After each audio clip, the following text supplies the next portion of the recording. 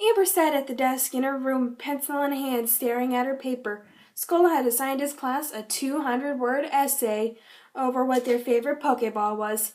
It was a dumb assignment, really, considering that a Pokeball wasn't something people had opinions about, especially opinions you could write 200 words over. Then Amber heard Flora say, "Hey, Amber, anything wrong?" Amber jumped in her seat.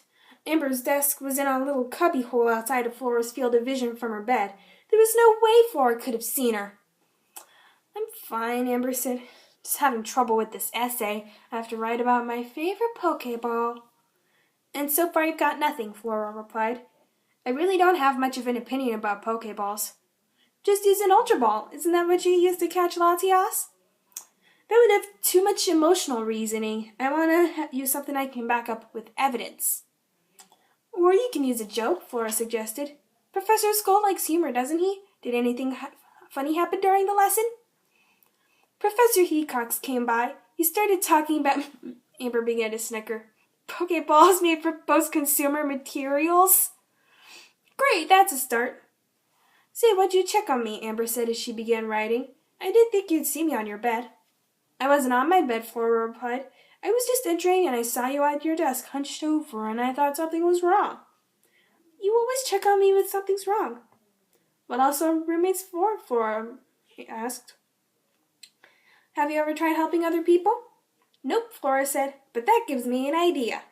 Florinina Natural Harmonia Gropius Yankaglini was going to become a student counselor. That day at dinner, Flora decided to scope out someone for her to counsel. Well, she sat down next to the first student she saw, and that student was Marigold. "Hey, Marigold," Flora said, "is there anything I can help with?"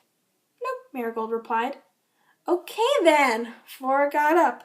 It was obvious Marigold wasn't much for conversation. Instead, she sat down next to the next student she saw, Bruce. "Hello, Bruce," Flora said. "Is there anything wrong? Anything I can help you with?" "No," Bruce said grumpily. "Of course there is," Flora replied. "Anyone who uses that tone of voice must be in a bad mood. Come on, let's talk about it." "The only thing that's wrong is that you won't stop bothering me," Bruce snapped. Wow.